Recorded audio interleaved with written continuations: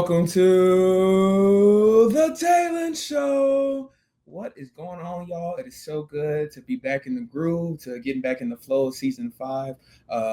Just want to say thank you guys for your support, your love, and just your fantastic engagement over the last couple months, especially in season 4.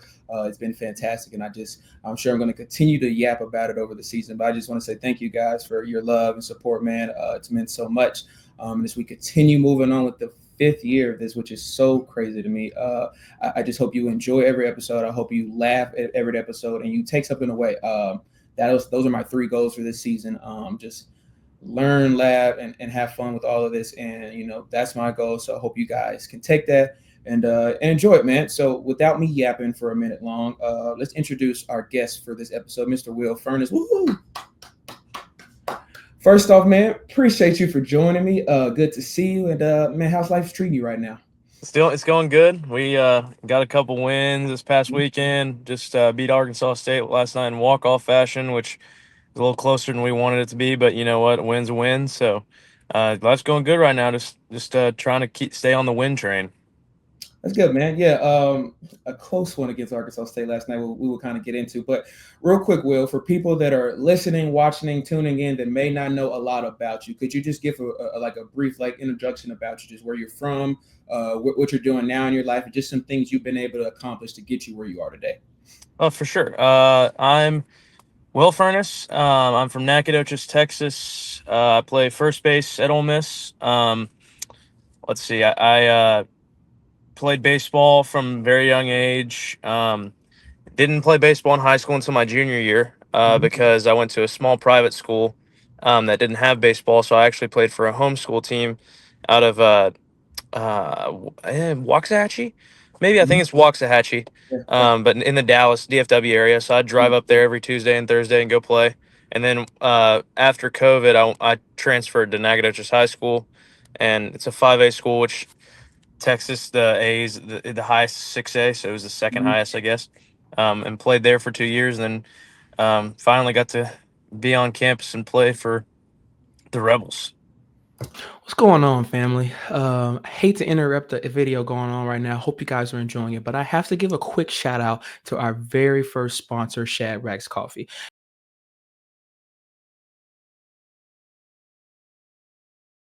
Shadrach's is a coffee company that has been in the works for 17 years now, originally originated in the state of Arkansas, my home state, and now they have ventured to Tennessee and Oxford, Mississippi.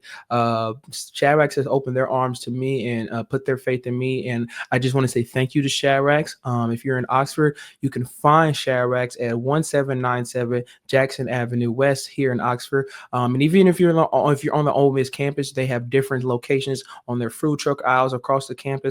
They're usually open at their Jackson Avenue Center from 6 a.m. to 9 p.m. Monday through Saturday. So just continue to go get your Shadrach's coffee. You get espressos, energy drinks, hot coffee. You can even get some milkshakes. Shadrach's is the place to go. Even you can get some Shadrach's apparel on their website, I'm showing you here.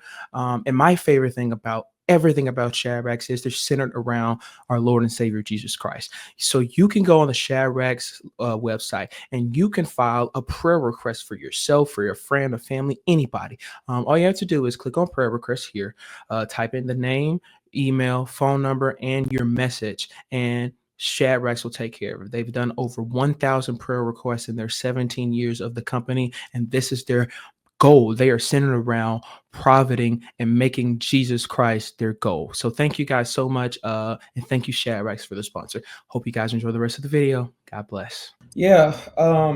Usually I kind of start from your get-go, but I want to start with now, man. This 2025 Ole Miss baseball team. A very good start so far. Going to Arlington and taking care of some ranked wins. For you, there was so much they went on in the offseason, bringing in some new staff members, a lot of players transferring out, a lot of players transferring in. What was your thoughts about leaving, coming back like you did? What was your process throughout the whole transfer portal, guys leaving and so much changing? What was your thought, and what allowed you to be like, this is where I want to be and finish my career at Ole Miss? Yeah, for sure. I honestly never really had a thought about leaving. I I didn't think other guys did either. I guess their plans changed. Mine never did. I wanted to come back. I love this place. I didn't really, you know, didn't really wasn't really ever a thought that occurred to me to enter the transfer portal. But with like today's day and age, it happens to everybody. I mean, everybody has guys leaving. Everybody has guys coming in. So this year we do have a ton of new faces. But I will say that we're probably one of the only SEC teams with, I would say, as many returning starters. We may have the most, or like one of the most. So I think that's a huge, huge thing. I guess benefit, advantage almost, that we have over other schools that right now are just like have a bunch of new portal starters. I mean, I think Tennessee like lost most of their starting lineup from last year, returned a couple of guys.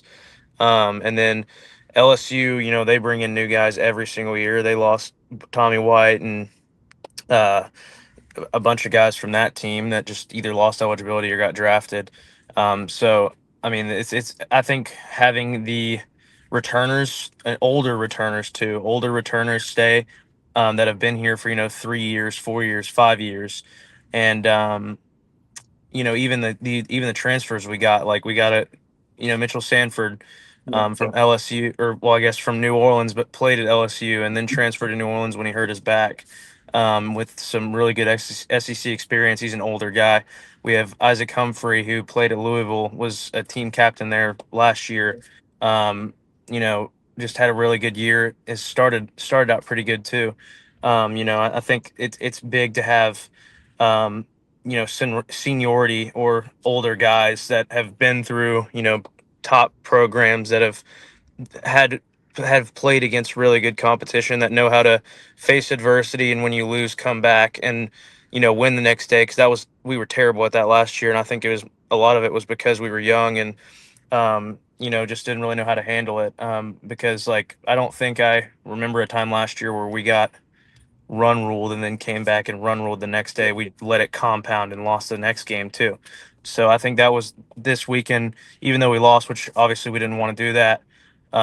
I think that was really honestly a good thing that we lost and then came back and showed that we could, wash the last game and do really well the next game against a really good Clemson team. So that was a big thing for us. I know you guys. This has been something that you've done, especially since your time at Ole Miss, at going to Arlington for that first weekend of baseball. For you, throughout this first weekend of baseball, what were some of maybe the personal things that you took away from your game in Arlington this past weekend? What you saw from yourself that maybe you could improve on, things that you did really good. What did you take away from those first three games to get some quality opponents? For sure. I did not have a good weekend at the plate. And that happens. I had a really good fall at the plate, hit really well. I don't remember what my final average was in the fall, but it was in the 300s. This spring inter squads, I think I didn't hit well the first weekend, and then hit like 450 the next weekend and 450 the next weekend. So I was feeling great with my bat going into it. And then first game kind of struck. You're playing in a big league park. I even had some nerves. Like, I've been here for 3 years. I played here. I've started for 3 years here, and I even had some nerves. And so going up to the plate didn't feel as comfortable as I usually do, and that led to some strikeouts. And I had one good hit backside that was like 113, but that was the first pitch, uh, and then after that, I just didn't really do great. I walked once, but I mean, I went over for 6 this past weekend. But I played really good defense. I think that was a big thing for me because uh, our I've not my freshman year I didn't really do good on defense. I was more domed up, like, or I guess in my own head, on defense, and to play really well over there, kind of help my confidence a little bit out there. That now it's just all it takes is one hit too. I mean, you have a couple of bad games. It's unfortunate that my two bad games were at the beginning of the season. I'd rather start off, freaking like Luke Hill did, like 5 for 9 with 2 homers and a triple, like that. That's sweet, but you know what? It happens. Like, I'm not gonna hit good every game. I understand that, and I've just got to get back to hitting the ball hard, stay with my approach, not let myself get in my head too much at the plate, and just keep doing what I've been doing. I love to hear you say these things, and I think it's because baseball is one of those sports that it's like you're a Hall of Famer in the MLB if you bat 320, right? Yeah. That's like the best thing about baseball. It's Mhm. like it's the hardest sport just because of that. Oh And so yeah. you talk about these things. So I want to kind of ask you, as a late bloomer in baseball, starting on your junior year of high school into now, how and maybe what ways have you gone about if you have a 0 for 5 game, just kind of forgetting about it, having a short term memory, and going on to the next day and just improving every single day? Yeah. So we actually have a new shirt this year. For those of y'all that don't know, it's a shirt that goes to, I guess, the MVP of the game, but it could not be the MVP of the game. It could be a guy that it was the bottom of the eighth, and there was somebody hit a leadoff double, and the guy behind him hit a ground ball to second base to get him to third with less than two, and then somebody hit a sacrifice fly and got him in to win the game. So it Yeah. could go to that guy. But on the back of that shirt, so they give that shirt out. On the back of that shirt, it says "Shower well." So our big thing this year is if we win by a lot, we shower well and get ready for the next game and kind of push even the pot. Like we don't want to ride the roller coaster. Like we don't want to get too high and we don't want to get too low. So after the first game against Arizona, when we won 2-1, that was an exciting game. We were all really excited, but our mantra was shower well because tomorrow is a new day. We need to play good again, which we didn't. And we played really bad, or not. I wouldn't say really bad. We played, yeah, really bad. We played really bad, and we got run ruled. And that's what happens when you play bad and the other team plays good, especially in the SEC. You get smoked. And so that was after the game. He was like, "Okay, we knew adversity was." Coach B told us we knew adversity was going to happen, and it's going to be how you respond. So we showered well, and then came back the next day with completely new energy. We didn't think about that game at all, and then we turned around and put up a 16 spot and run ruled the number six. I think it was number 16 team in the country. Yeah. That's a really really good Clemson team, and so that kind of stuff like that. It happens to the best hitters in the entire world. Like if it can happen to Aaron Judge, it can happen to me. I'm not better than Aaron Judge, right? So I think Aaron Judge had a terrible postseason, and he still ended up, hitting a home. I guess he dropped the fly ball and whatever, but he would hit big home runs in big situations. So it happens to everybody. Everybody goes through an 0 for 3 game. I mean, and it happens. You just scratch away ABs. You continue to compete at the plate. My big thing this year is I don't want to get in my own head, which has happened the last couple of years. Whenever I'm not hitting good, I usually like freak. I don't want to say freak out, but you know, get in my own head and say like, okay, am I doing something wrong? What's this? I'm a big overthinker. So I've been really trying to make sure that I don't overthink things and freak out just because I have, an 0 for 3 game and back to back 0 for 3 games, right? So I think the big thing is just focusing on the team this year. Um, and not necessarily doing my own performance, because when you're on a bad team, it's easy to look at your own performance and be like, dang, I need to be better. But whenever your team's good and you win some games, I think it's a lot easier to be like, okay, I didn't do as well, but we won. That's the takeaway. Like, I'm glad we won. I didn't hit well, but I helped the team win because I played good on defense. Yeah. And I think that's a big thing for me this year. Is I want to stop focusing so much on personal success. And yes, while personal success is good and you want personal success, I'm really hoping that the team has way more success than I do this year. I love that, man, and I think Ole Miss fans will love to hear that. And so I want to go back now. Talk about, man, growing up in East Texas. I think that Texas is a state that sports is just loved. It's the biggest thing. Like it's not just baseball, it's football, basketball, soccer, everything. Talk about growing up in East Texas. I know you talked about not really playing baseball until later in high school. So what was your upbringing into sports in general before your time of getting into baseball? Oh, yeah, I played baseball from an early. Whenever I meant that I played didn't start playing high school baseball until my junior year. It was because I didn't have a high school team at my high school. I played baseball from when I was like 2 years old. Like I came out of the womb swinging a bat. So whenever I moved, I started off, was born in Nacogdoches. We moved to Pearland for my dad's medical school. I played baseball there, t-ball, all that stuff. Then we moved to Fort Worth for my dad's residency at JPS, and I played baseball there with a bunch of friends that actually, some of them ended up coming to Ole Miss. And so that was kind of the start, I guess, the start of my baseball career. When we moved back to Nacogdoches, my granddad, so my dad's dad, he is, the biggest baseball guy ever. I mean, I guess he was. He loved baseball. He did anything he possibly could to help his grandsons get better at baseball. He built a literal inside, like indoor sports barn at like on his property, and it like 3 minutes down the road from my house. So that was really cool. So I mean, I got really blessed with like, top notch private facility of a top notch private facility for me to go hit at whenever I wanted. And then he even built a baseball field out back, like literally field of dreams type stuff. Like he built a baseball field right outside the indoor like sports facility. Wow. And so that was a huge advantage too. So that was honestly, my upbringing was very, very centered around baseball, just because we're a big baseball family and I love baseball, and I enjoy, hitting and fielding and working on stuff, and it's fun to me. So I think that was the biggest part of my upbringing was just, baseball. Like that was what we did every day. We would go hit every day after my dad was done with work, come home, eat, watch some TV, and then go to sleep. So like that was the biggest part of my childhood, was actually baseball. That's an amazing story about your grandfather, and I want to build on you. Can you talk about your father? I know your father, for people that may not know, is a college baseball Hall of Famer, went to LSU, has his number retired at LSU. Talk about your relationship with your father and what he kind of instilled in you as a baseball player, but as well as a man as well. So my dad, you'd never think he was a college baseball Hall of Famer. He doesn't talk about it. He doesn't. He says he doesn't look the part. I mean, if you look at him now, he probably doesn't. But he's like probably one of the best hitters of in college baseball of all time.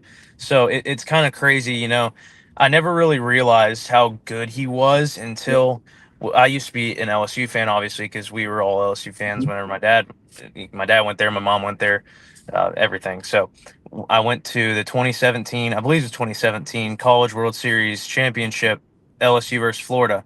Yeah. And I never really realized, because I'd never really been to any LSU baseball games or anything. I went to when his number was retired. I thought that was cool, but I really realized how good he was, I guess, when we went to that. And it took us until like the fifth inning to get to our seats, because so many LSU fans were talking to him, taking pictures with him, you know, congratulating him congratulating him on his number retirement, even though it was a while ago. And that was crazy to me. So he kind of showed me the way and how to be nice to people. Like he could have, and this is more of like a man thing, I guess. So he could have just blown people off, gone straight to his seat, not talked to anybody, not taken pictures, gone straight to his seat and watched the game with his family. But instead, he talked to people whenever they came up to him. He took pictures with them. He asked how they were doing. Just showed respect for people. I think that was a big that kind of instilled in me the respect that I try to have for other people, that not necessarily just fans, but just people in general, that want to come up and talk and ask about the team and everything. I feel like I do really well with that. I try to, because he did. And baseball wise, he kind of told me that I'm not him. So like everybody, there's a lot of expectations, I feel, that revolved around me whenever I was coming into college. Just because, my dad was one of the best college hitters ever, and everybody was, expecting super big things and stuff like this. And I really not necessarily struggle with that, but it was like, okay, I've got some pretty big shoes to fill. It's my dad. He, hit an unreal amount of home runs. He had the record for base hits until Jake Mangum at Mississippi State broke it. And so me and him he really hammered down on, this is your career. You're a different hitter than me. You're not me. You just go out there and have fun and work hard and do the best you can do. And, everything will work out the way it's going to work out. So I think that was, he's very big into not putting, I guess you'd think you'd put a ton of pressure on me, but he really doesn't. He just lets me do my thing, and that was really important to me because he was very supportive throughout the recruiting process. He wanted me to go where I wanted to go, not necessarily go to LSU because he went there, and ultimately I decided on Ole Miss because I loved it here. And I mean, he's just as much an Ole Miss fan as everybody else now. I mean, he watches football. He watches Ole Miss football. He gets excited about the games. Obviously, when LSU plays them in football, he cheers for LSU. But I cheer. It's a little fun rivalry type thing. But when baseball season comes around, he's cheering for Ole Miss just because I'm on the team. So he wore when we went to Alex Box last year. He actually wore powder blue in the stadium, and I was asking if he got any flack for that, but no, he said nope. They were all they all understood, and they were all kind of like, all the fans were kind of cheering for me as long as we didn't win. So it was pretty cool. I want to build on that. So, coming from an LSU background, LSU family, what was your recruiting process like, and how did you break down finalizing and choosing to become an Ole Miss role? So I really committed really early in my recruiting process. A lot of kids wait and see all the offers they can get and all that. My first offer was TCU, and then after that, it was like I think I committed 3 weeks later.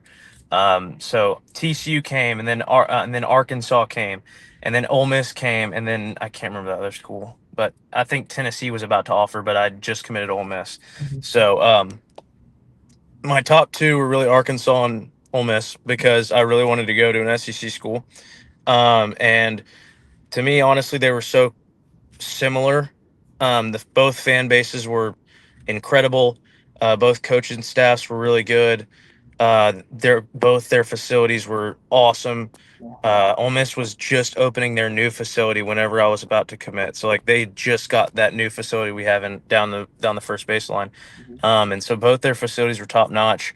I guess the separator for me was Oxford.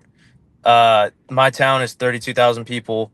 Nacogdoches 32,000 people. Oxford is what, 24,000, so in the 20,000s. And it's just really small town feel. And I really really love that. It almost felt like a home away from home. Um, and I couldn't force myself to go somewhere other than here. So it was kind of like almost a gut feeling. Like I was like, I want to go here.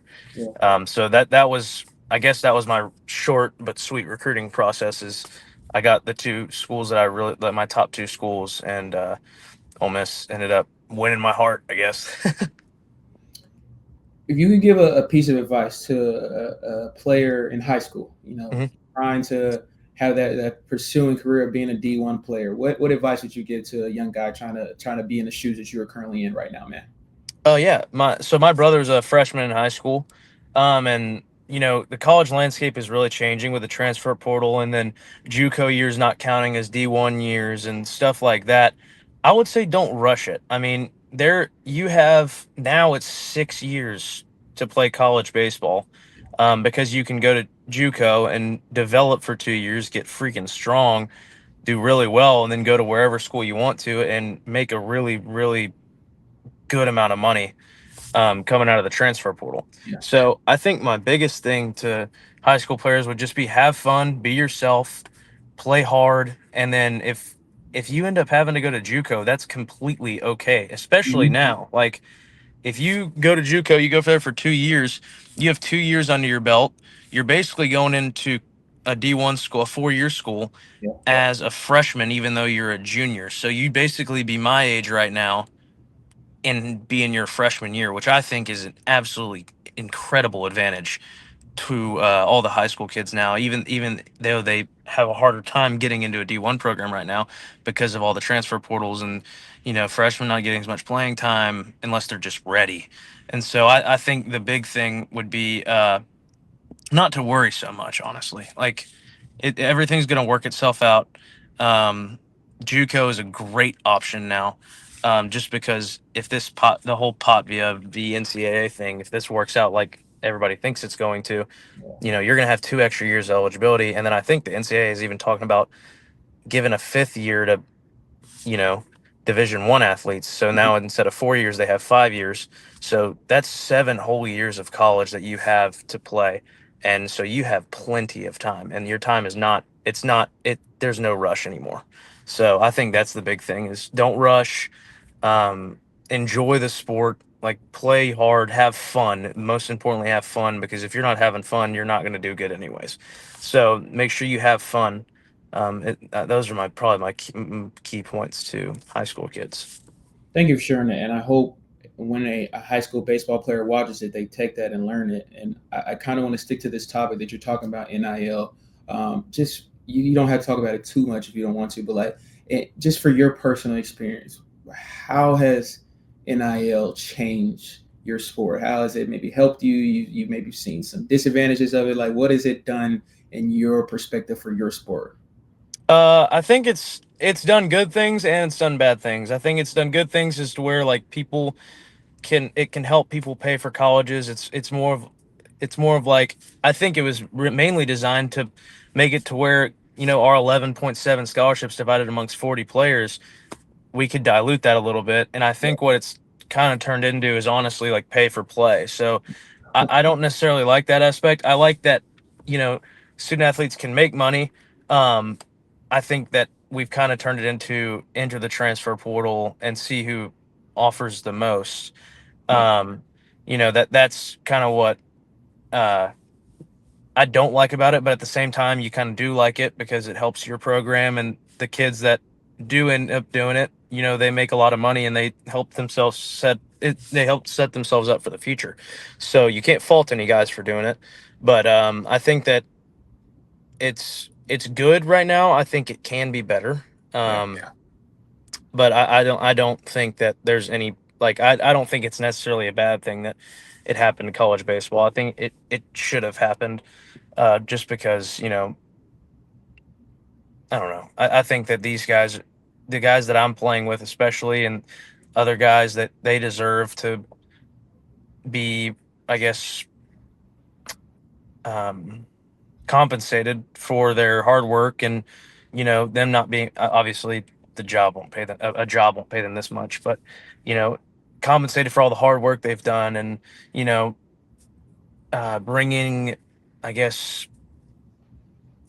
I don't really know how to explain it, bringing, you know a good team to a college, and how hard they've worked to make themselves better, to not necessarily represent their university, but just to help their team. So I think it's a good thing. I think it also can be a bad thing, but I think a lot of it is really good. That was a terrible answer. I'm sorry. No, you're good, man. I think it's you were honest with it. And I think that's the perspective that I think a lot of people that aren't athletes or aren't coaches don't get to hear a lot of. So that's why I wanted to ask you about it. Mhm. And I think that's important. I think that some people understand. I think some people don't. I think some people are for it, some people are for it, but then want a lot of regulations and rules, and then some people just aren't for it. So I appreciate you for saying that in general. And I kind of want to go back now. So you commit to Ole Miss, and I know you have a baseball background, but Mhm. what was it like coming in after a national championship had been won at Ole Miss? Just a team that was going to be remembered for Ole Miss history. What kind of maybe pressure was there on you, maybe in general, just coming into that type of atmosphere? And if there was, what did you just want to build on yourself to be the best freshman you can be? And if not, what was it just like being a freshman at Ole Miss and playing the game that you love so much? It was awesome, honestly. It was not as much fun as it could have been because we weren't very good. But I don't know if there was any pressure there. I think uh, it just sucked not being good. Like it was not fun. It was fun playing, and obviously starting. Yeah. That was really cool and all that. But being bad is not as much fun. Like, I don't think anybody on that team really had a ton of fun, just because we didn't win very much. Like, it was just, we just were not good. Like, I feel like we could have been good. We just didn't ever string it, like put it together. Same with last year. Last year I think we could have been a lot better than we were, and I think we just honestly were kind of immature in the way that we played. We didn't string games together. We let bad games affect us too much and turn into more bad games, I guess. I think that's what makes this year different. Is I think this is probably going to be the most fun year I've had, just because I think we're going to be really good. We've already played some really good games. I think we've already started out better than we have the last freaking two years. So I think this year's going to be super fun, just because not necessarily I know I'm going to be better, but I know that my team is going to be really a lot better. Like we're going to have a chance, and I think we're going to have a chance to go really far in playoffs, probably make it to Omaha. But the coolest thing for me is I haven't even been a part of a postseason team yet. I don't even know what that feels like.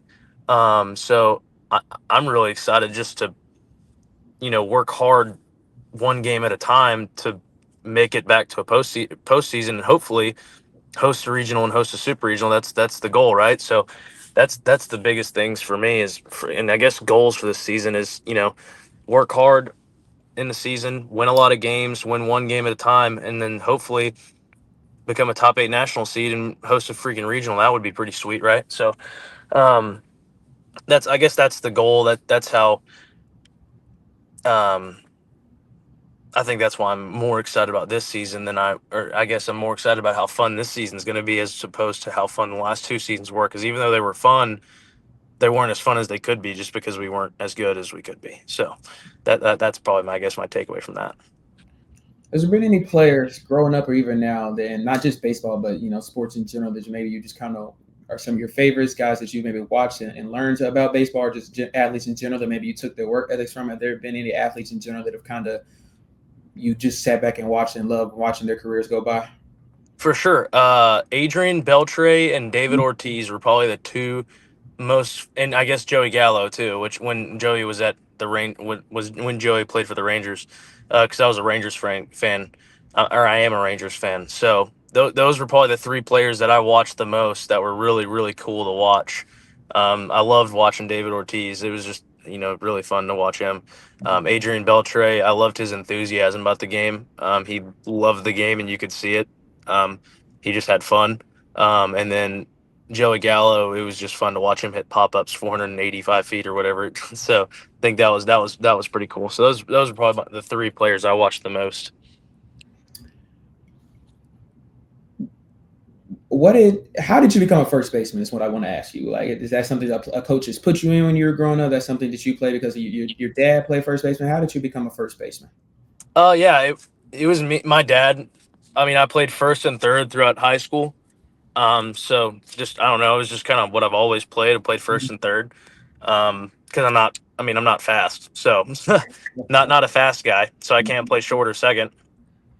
I used to catch a little bit when I was younger. That was fun, but I used to also pitch, and my dad kind of made me make a decision between pitching and catching. And for some reason I chose pitching. So, I used to catch a little bit, too slow for the outfield, so can't play the outfield. So I mean, the only options were first, third, or catcher. So I guess kind of worked out that I ended up playing first, I guess. I got 2 questions in one for you.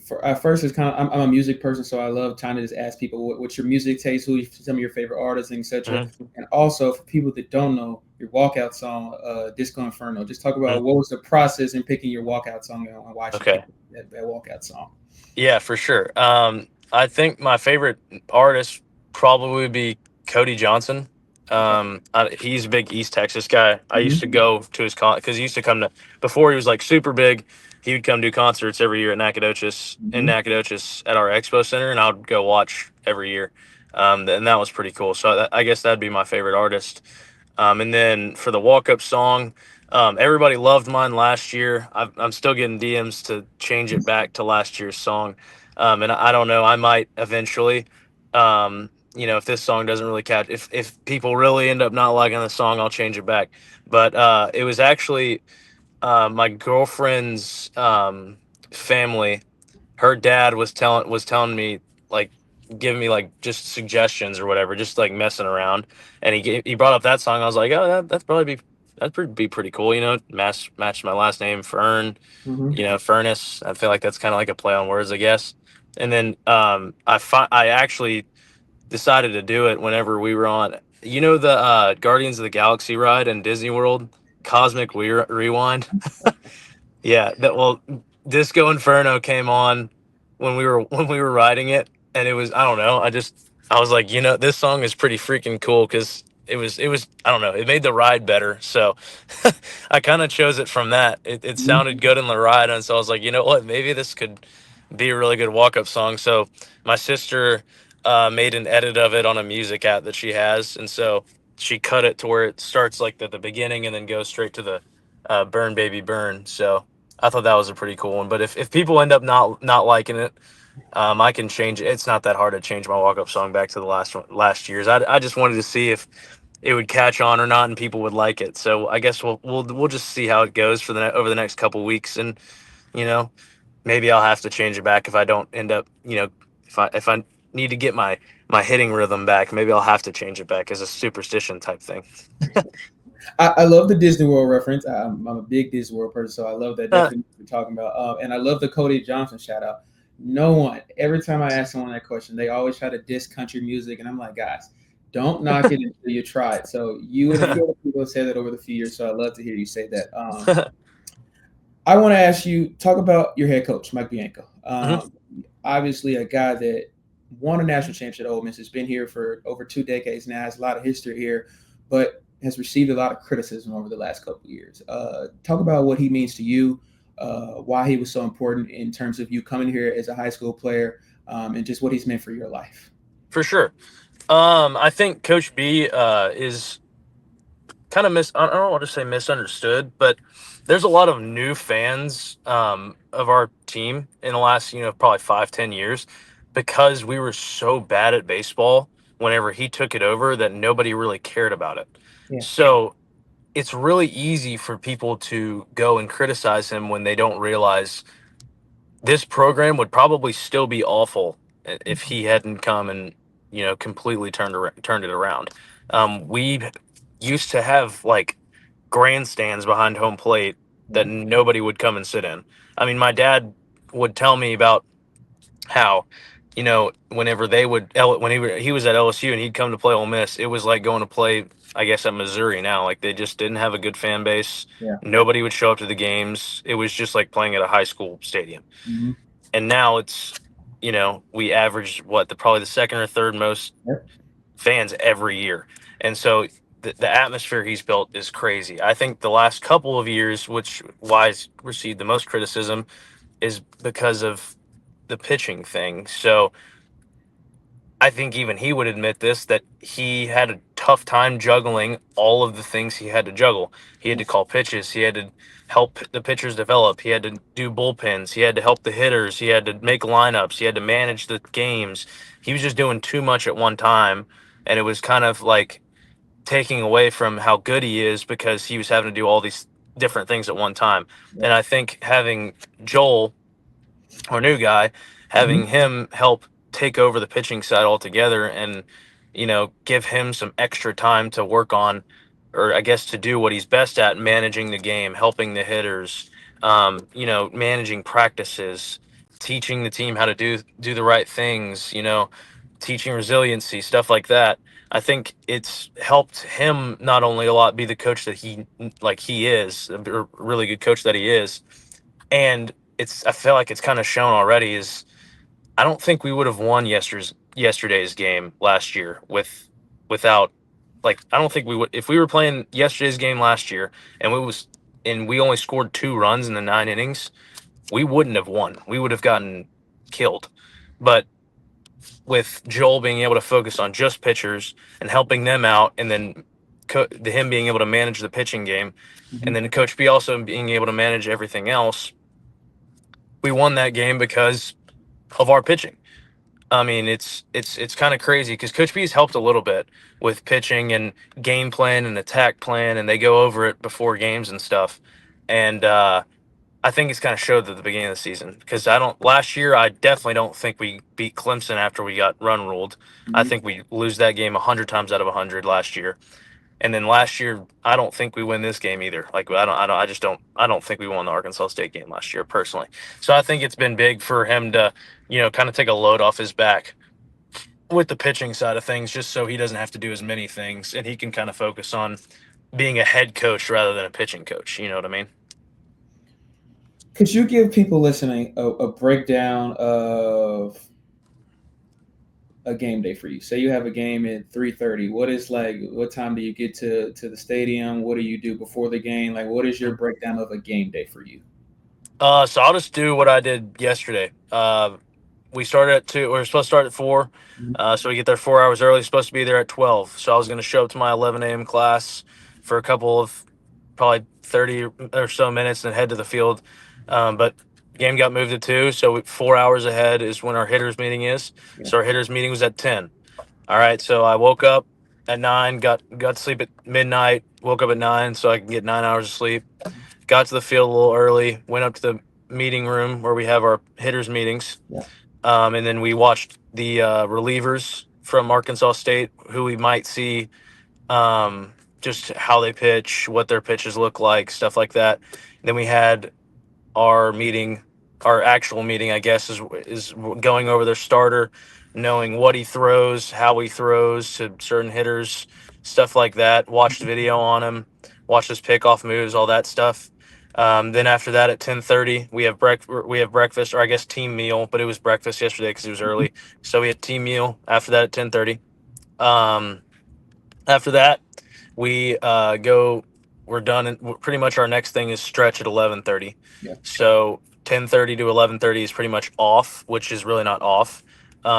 We get dressed, or I got dressed, went to the cages, did some cage drills, did some tee work drills.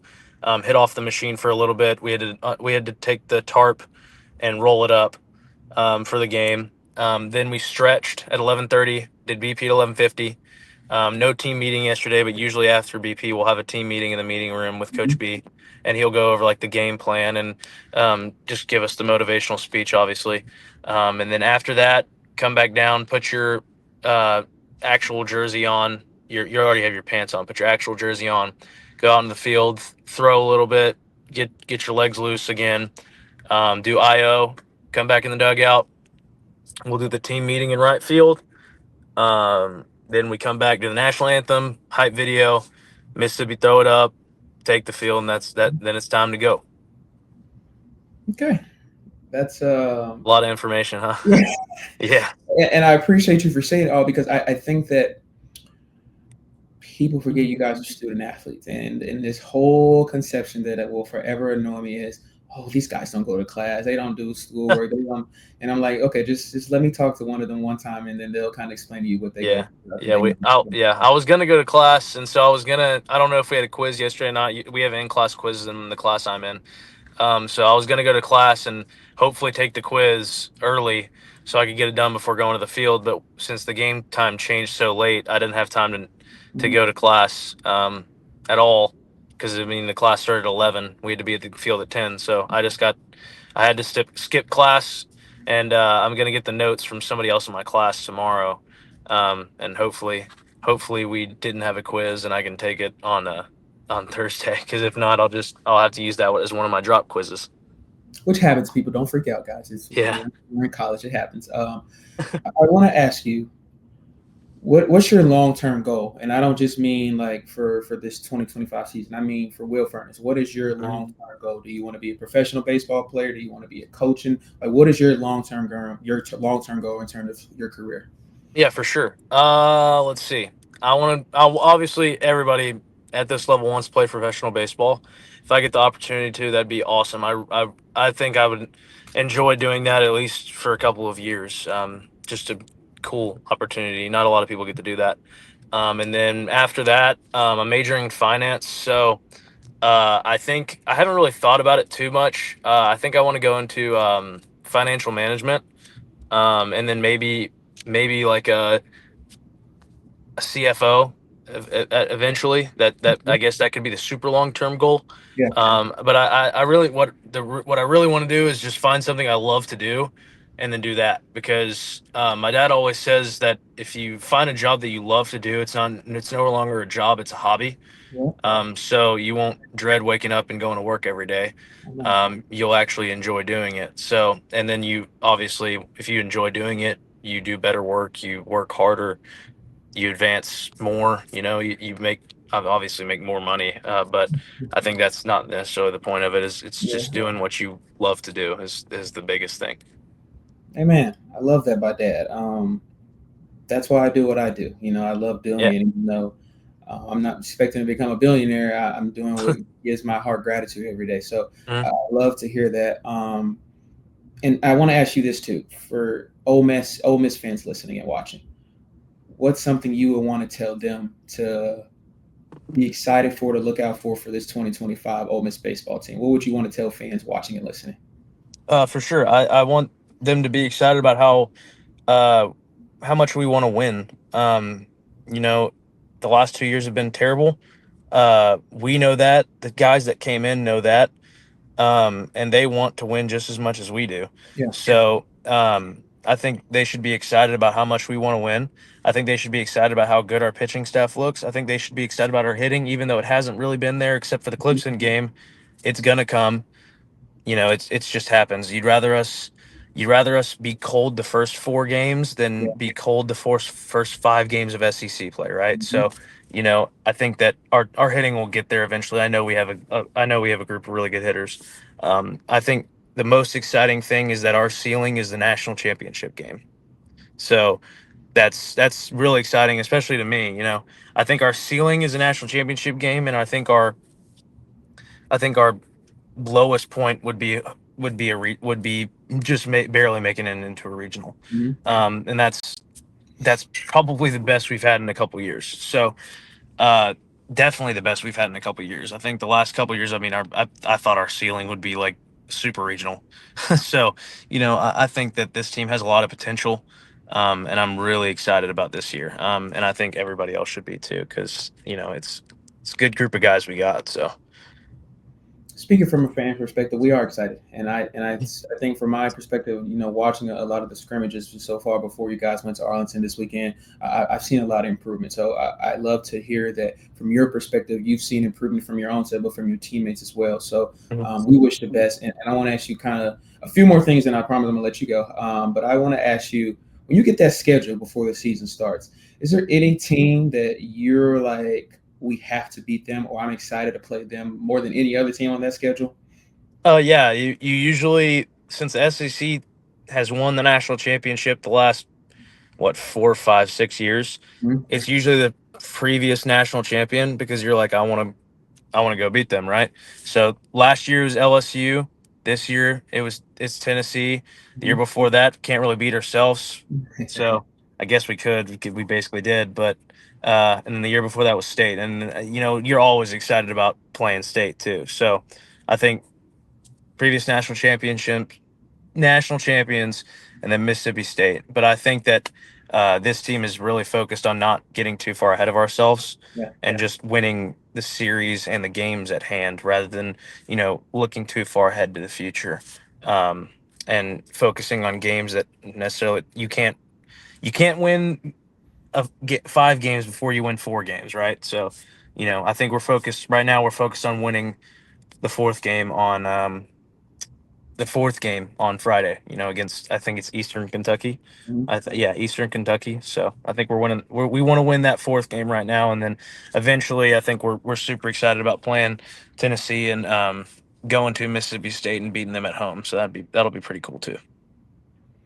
Has there been any player, and it could be right now in college or in high school, that just gave you problems, man? Like, it could be a pitcher that you just could not figure out how to make contact with them. It could be an opposing batter that maybe you didn't really face, but he just gave your team a lot of yips. Has there been any player that maybe just stood out to you in general more than any other player that just is like, this guy's really good at baseball? Yeah, I mean, obviously everybody, like, the answer is going to be Charlie Connon, probably. I think I remember being at first base, because that was the first time I started at first base last year, was against Georgia, and Gunnar Dennis was pitching, and we were basically intentionally walking him without intentionally walking him. Like, we were just trying to get him to chase out of the zone and strike out, right? And so it was 3-0, and this is the first time I've ever heard, because Coach B called pitches last year. This is the first time I've ever heard Coach B call this pitch on 3-0, because usually he calls a fastball right down the middle on 3-0, right? He called a fastball wave away, which means fastball in the other batter's box, basically.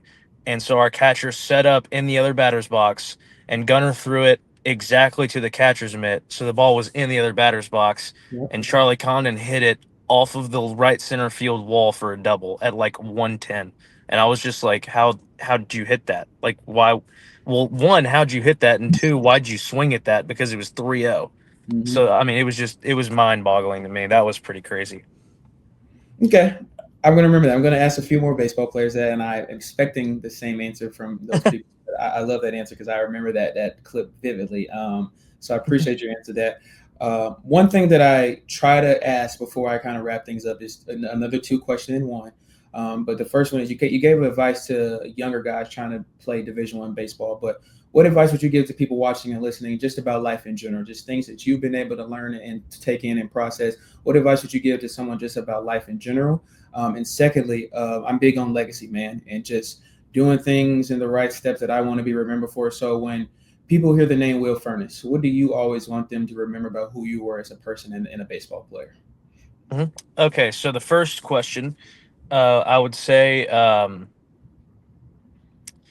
time management is probably very very important, and I'm blessed enough to where I'm kind of forced to learn that skill, Yeah. just because I have to balance practice and lift and games and travel with school. And I think that is especially for college students, I think that's a very important skill to have whenever you go Yeah. out in the real world and get a job, right?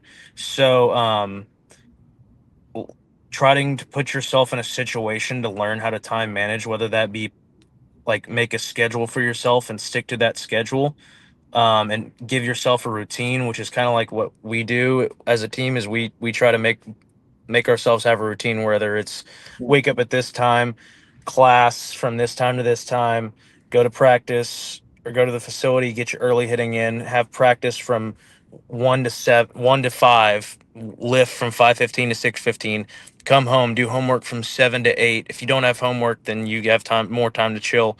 But Yeah. 8 to 10, you get to hang out, do whatever. Maybe if you have more homework, do a little bit more homework.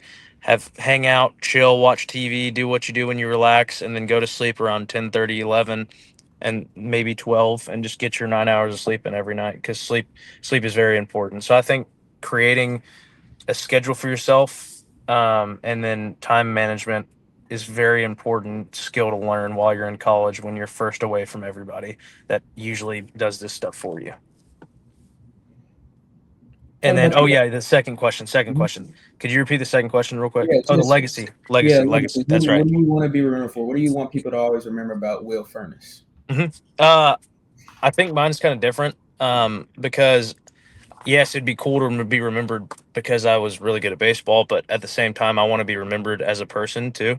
So I think the biggest thing for me would be that people uh, remembered how good of a person I was, how I tried to, be nice to everybody. I want to, inspire little kids to play baseball at the higher level and want to, be good at their sport and work hard, and not necessarily be good at their sport, but be good at everything they do, work hard to do what they want to do in life. And then, I guess the biggest thing would just be that it's costs nothing to be nice. So like, I try to be nice to everybody, and hopefully that other people reciprocate that and are nice as well, because everybody likes when somebody's nice. So I think that's a big thing, is just I want people to remember that I'm nice, that being nice costs nothing, and that they hopefully reciprocate that. I love that, man. Thank you for sharing that. And one more thing that I want to ask, I'm going to put you on the spot a little bit with this one, so just bear with me. But I promised people that I would continue doing it after 4th season. It's what I call quick hitters. So I'm just going to give you like quick questions, and you just would is whatever your first thought is, you just tell me what those answers will be. Okay. Okay. Okay. So your dream, what would be your dream car? Oh, Lamborghini Aventador. Okay. Favorite song currently? Oh, why am I blanking on the name? Cody Johnson. Song about. Oh my gosh, dang it! I'm blanking on the name. We come Sorry. back to it. Okay. Dream vacation spot? I'm sorry, you didn't. You broke up a little bit. What did you say? Dream vacation spot. Dream vacation spot.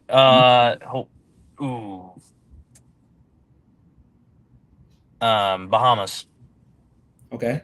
If you could add one baseball player ever, and this is like professional college to this Ole Miss 2025 team, who would it be? Bryce Harper. Okay. Only 2020 season. I actually learned this from Judd yesterday. He is the only 2020 season, 20 doubles, 20 home runs, and 20 stolen bases. He was the only college baseball player to ever do that. So that's why. Love it. Bryce is a dog. If not a baseball player, even though you kind of already talked about this, but if not a baseball player, then what would you be? Financial manager financial manager. Okay. Pre-game meal, if you have one at all. Oh, breakfast food. Okay. If you could have dinner with 3 people, dead or alive, who would they be? Oh gosh. Shoot. That's the last one. I know. This is a hard one. There's so many. David Ortiz. Okay. Elon Musk. Okay. And shoot. Oh no, this is a hard one. Somebody, Albert Einstein. He gives some wise words. I wanted to pick 3 people that were very very good at what they did. So well, I'm gonna imagine this table: Will Furniss, Albert Einstein, and Elon Musk. I think that would be some value. I'd learn a lot. I would learn a lot. And I lied. Last question is, and I'm implementing this for the first time, so I think you guys will like this. But if you could see one person join me on the show, who would it be? Ooh, who all from baseball have you done? You were the very first baseball player, my friend. Okay. Let's see. I'm just gonna say Judd Utermark. I think he would do it too. So maybe you'll have to have him on sometime. Okay, Judd, you heard the word, man. We got to get you on and have a conversation with you, man. Will, I want to say thank you. It was great finally actually getting a chat with you. And like I said, man, I've been watching closely, and I'm seeing a lot of improvement for your game. So I just want to say we got your back, man. We are loving what you're doing so far. So continue just keeping your head up and moving. And again, thank you for joining me. This is special for me. This 5th year of doing this. I can't believe been doing this for 5 years. So every guest on here is kind of like more meaningful to me in a way than most guests have been. So again, thank you. And we got your back, man. I mean that wholeheartedly. Yeah. Thank you too. Of course, man. Hope you guys enjoyed. Make sure you leave a like on the video, subscribe, and continue to support myself. We got a lot more conversations and coming in. Hope you guys took a lot from Will. I sure did. A lot of notes that I will be writing myself to implement in my life, but as well, we laughed a lot, and that's kind of my biggest goal, like I said earlier. So hope you guys enjoy it. Take care. God bless everyone.